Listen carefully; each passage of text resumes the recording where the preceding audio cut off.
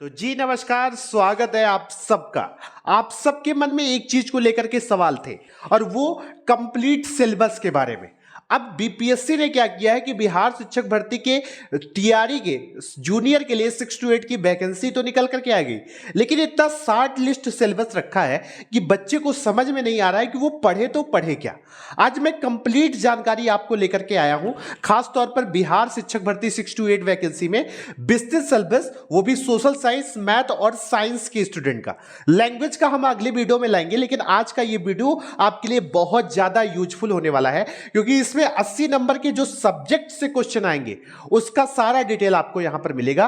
Complete syllabus मिलेगा आपको 80 number वाला, यानी पार्ट 3 में क्या क्या कौन कौन से चैप्टर आपको पढ़ने हैं, क्या चीजें पढ़नी है, उसका कंप्लीट सिलेबस और डिटेल्ड सिलेबस हम आपको देने वाले हैं। तो चलिए शुरू करते हैं बिना देर के। सबसे पहले मैं आपको एक चीज बता देना चाहता हूं कि जो आपका बीपीएससी टीआरई 2.0 है, टीआरई 2.0, इसमें 3 पार्ट में आपकी ये वैकेंसी कंप्लीट होने जा रही है। यानी एक पेपर होगा और एक पेपर में 3 पार्ट होंगे।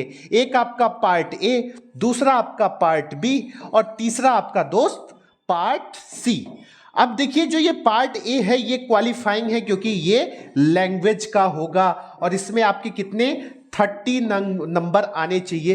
30 नंबर में से 30% आने चाहिए। अब ये 30 नंबर का जो आपका पार्ट ए होगा, इसमें 8 क्वेश्चन आपके कहां से आएंगे, इंग्लिश के, प्लस 22 क्वेश्चन आपके कहां से आएंगे, हिंदी के। ठीक है, समझ में आई बात। ये आपका होगा क्वालिफाइंग वाला।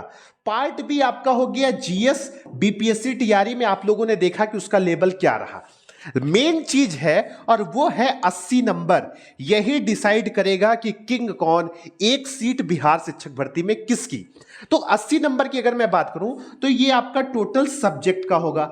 अब सब्जेक्ट की अगर मैं बात करूं तो लैंग्वेज वालों का अलग ही है, उसके साथ साथ आपका ये एसएसटी के स्टूडेंट का अलग है, और उसके बाद मैथ और साइंस का अलग अलग है। तो इसलिए आज मैथ, साइंस, एसएसटी के लिए छात्रों के लिए हम वो 80 नंबर वाली जो सिलेबस है कंप्लीट, विस्तृत, डिटेल, वो आज आप सबके लिए लेकर के आए हैं। तो बिना देर के हुए स्टार्ट करते हैं। सबसे पहले हम बात करेंगे सोशल साइंस में 80 नंबर में आपको क्या पढ़ना है, और ये कंप्लीटली आपका एससीईआरटी, एनसीईआरटी आधारित सिलेबस है। अब देखिए, सबसे पहले मैं उसके डिटेल सॉल्यूशन की तरफ जाऊंगा, क्योंकि वो सबसे ज्यादा महत्वपूर्ण है और सबसे ज्यादा आपके लिए ज्यादा जानने योग्य है। अब देखिए, आपकी स्क्रीन पर अगर मैं दिखाने की भी कोशिश करूं तो भाई ये 6 to 8 बिहार शिक्षक भर्ती में आपका 6 to 8 की वैकेंसी के लिए जो चीजें हैं वो निकल करके आई हैं, और ये आपके सामने जो हमने अभी प्रेजेंट टाइम में रखा है, ये आपका एसएसटी का है। किसका है? एसएसटी का है।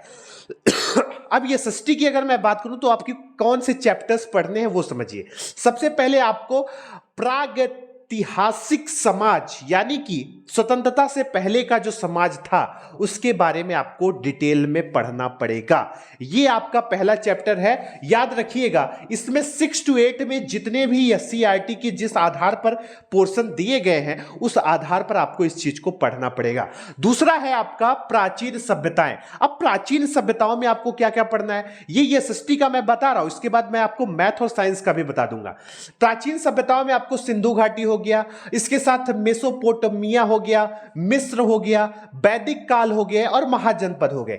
आपको प्राचीन सभ्यताओं में ये चीजें तो पढ़नी ही पढ़नी है, उसके साथ साथ वैदिक काल और जो आपके महाजनपद थे उनके बारे में भी आपको कंप्लीटली पढ़ना पड़ेगा। इसके बाद आपका आता है साम्राज्य की बात। भाई साम्राज्य में आपका मौर्य साम्राज्य और गुप्त साम्राज्य के बारे में आप लोग जानते ही होंगे। ये एसएसटी के लिए बहुत इंपॉर्टेंट टॉपिक्स है और ये सिलेबस के अकॉर्डिंग है, जो मैं आपको बैरी बैरी करके बता रहा हूं कि क्या क्या चीजें इसमें आती हैं।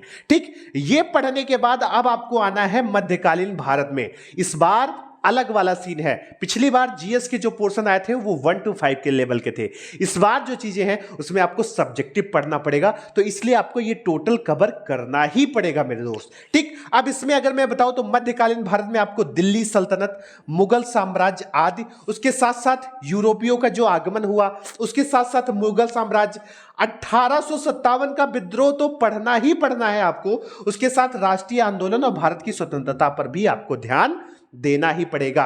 इसलिए समझिएगा कि ये टॉपिक्स आपके लिए बहुत महत्वपूर्ण है। बाकी जो चीजें हैं वो आपको आगे भी मैं बताऊंगा और आपको टेलीग्राम पर ये डिटेल में आपको मिल जाएगा। एसएसटी का 6 to 8 का सिलेबस आपको मिल जाएगा। अब हम बात कर लेते हैं भूगोल में क्या पढ़ना है, क्योंकि बच्चे के सवाल आ रहे हैं कि सर भूगोल में क्या पढ़ूं, 6 to 8 की एसएसटी के लिए भूगोल में कहां से पढ़ूं। तो देखिए एससीईआरटी आधारित और एनसीईआरटी आधारित जो बिहार शिक्षक भर्ती में जहां से प्रश्न बनने वाले हैं उसी श्रृंखला में हम आपके सामने भूगोल में लेकर के आए हैं। इसमें आपको सौर मंडल में पृथ्वी, ग्लोब और मानचित्र, याद रखिएगा मानचित्र का विशेष तौर पर आपको ध्यान देना है, और भारत की भौतिक विशेषताएं। अब इसमें आपका पर्वत हो गया, नदी हो गया, पठार हो गया, अपवाह तंत्र हो गया, उन सारे डिटेल में आपको पढ़ना पड़ेगा। जलवायु और प्राकृतिक वनस्पति, यह भी आपके सीधे तौर पर भारत का जलवायु किस प्रकार का है, कहां से उठता है, किस खाड़ी से, किस सागर से उठता है, वो सारी चीजें आपको डिटेल में पढ़नी पड़ेगी।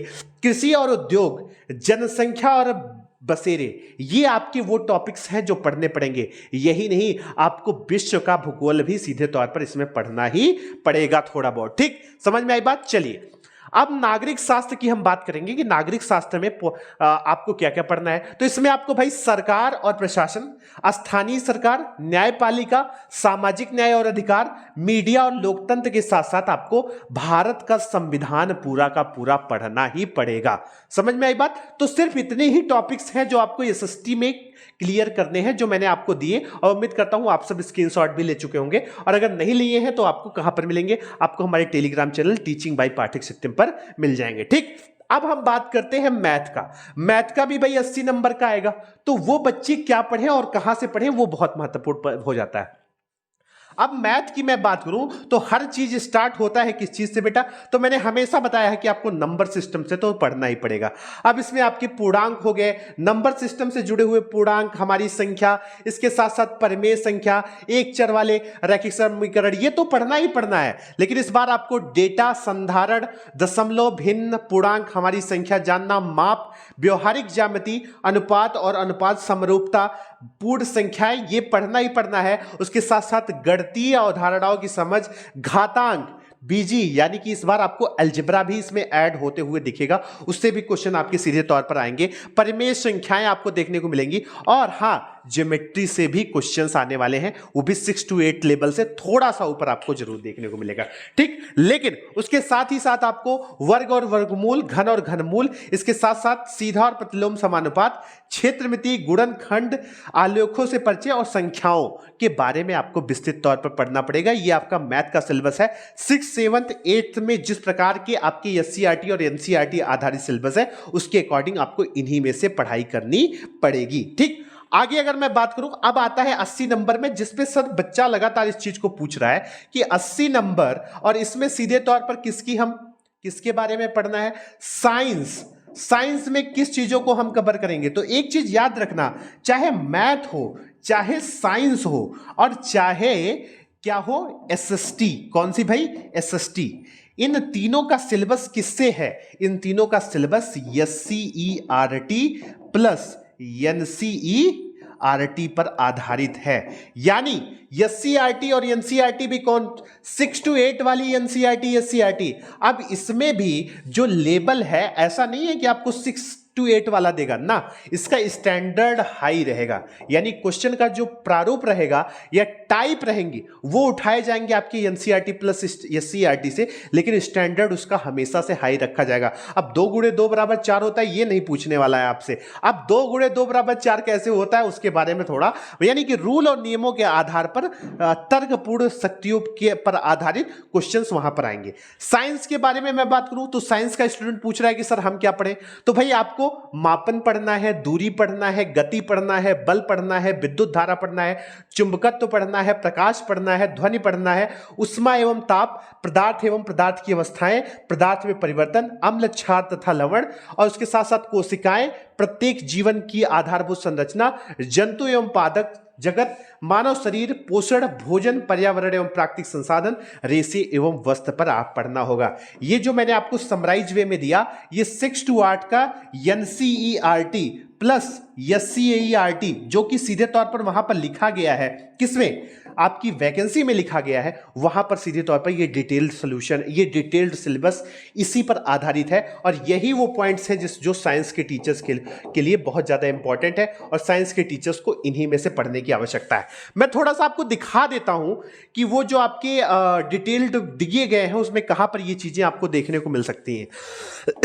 अगर मैं वो आपको दिखाने की कोशिश करूं तो यहां पर आप देखिएगा कि हर टीचर्स के लिए अलग अलग तरीके की वैकेंसी निकल करके आई है। अब उसमें अलग अलग तरीकों की, जैसे आपको कहां पर मैं जाऊं, हाँ, गणित एवं विज्ञान की अगर मैं आपको दिखाऊं तो 2272 आपको सीधे तौर पर निकल करके आया है। सामाजिक विज्ञान 1625 आपका निकल करके आया है। और इसके लिए अलग अलग तरीके की आपको देखने को मिल सकती है। तो जो अलग अलग वैकेंसियां हैं, मैथ साइंस का अलग अलग मैंने आपको बता दिया दोनों का, आप उसको जोड़ करके एक में समझ सकते हैं। और उसके साथ साथ आपको एसएसटी का भी मैंने बताया। अब इसमें सीधे तौर पर नियुक्ति की प्रक्रिया के साथ साथ उन्होंने सीधे तौर पर बताया है कि भाई हम सिलेबस क्या रखने जा रहे हैं, किस प्रकार का सिलेबस है और वो क्या, किस प्रकार का उन्हें पढ़ना है, किस प्रकार के छात्र पढ़ेंगे तो वो ज़्यादा बेहतर तरीके से समझ पाएंगे। ये आपके सामने 9, 10, 11, 12 का है, लेकिन यहाँ पर मैंने 6 to 8 की बात की है क्योंकि 9, 10, 11, 12 वाला बच्चा जान रहा है, वो अभी ये स्टेट पेपर दे करके आया तो उसको बहुत अच्छे तरीके से पता है। देखिए, मैं अगर आपको दिखाने की कोशिश करूं तो भाषा आहर्ता और उसके साथ साथ सामान्य अध्ययन। अब इसमें क्या है ना, भाषा के लिए इसने सीधे तौर पर दिया गया है कि भाषा के लिए क्या होना चाहिए। मध्य विद्यालयों के लिए एक विषय है गणित एवं विज्ञान, सामाजिक, ठीक है, समझ में आ गया। अब यहां पर मैं आपको दिखाऊं तो उसके आधार पर सीधे तौर पर लिखा है कि उपरोक्त विषय पत्रों के पाठ्यक्रम एससीईआरटी एनसीईआरटी से संबंधित होंगे, लेकिन इसका स्तर उम्मीदवार हेतु निर्धारित न्यूनतम अर्हता के आलोक में होगा। यानी एससीईआरटी प्लस एनसीईआरटी पैटर्न जो मैंने आपको बताया 6 to 8 का डिटेल्ड सिलेबस मैंने आपको बताया, वहीं से आपके 80 नंबर सीधे तौर पर आने वाले हैं। ठीक, मध्य विद्यालयों के अध्यापकों के लिए एक विषय पत्र है, उम्मीदवार द्वारा इन पत्रों में से किसी एक पत्र का चुनाव किया जाना है। गणित एवं विज्ञान, सामाजिक विज्ञान, हिंदी, उर्दू, संस्कृत तथा अंग्रेजी। अब पिछड़ा आपने सीधे तौर पर इसको पढ़ा और इसमें एससीईआरटी प्लस एनसीईआरटी सिलेबस जो मैंने अभी आपको बताया और स्क्रीन पर दिखाया भी, उससे सीधे तौर पर रिलेटेड है। बाकी अब इसके बाद 80 नंबर वाली जो आपकी लैंग्वेज की है वो कहां से आनी है, उसका क्या प्रारूप रहना है, उसको भी हम आपको डिटेल तरीके से बता देंगे। आज के लिए इतना ही। स्वस्थ रहिए, मस्त रहिए और हाँ, जुनून को अपनी कामयाबी में बदल के दिखाओ। जो लोग आपको हंसते थे उनको अपनी सफलता से रुलाकर दिखाओ। नमस्कार, जय हिंद, जय भारत।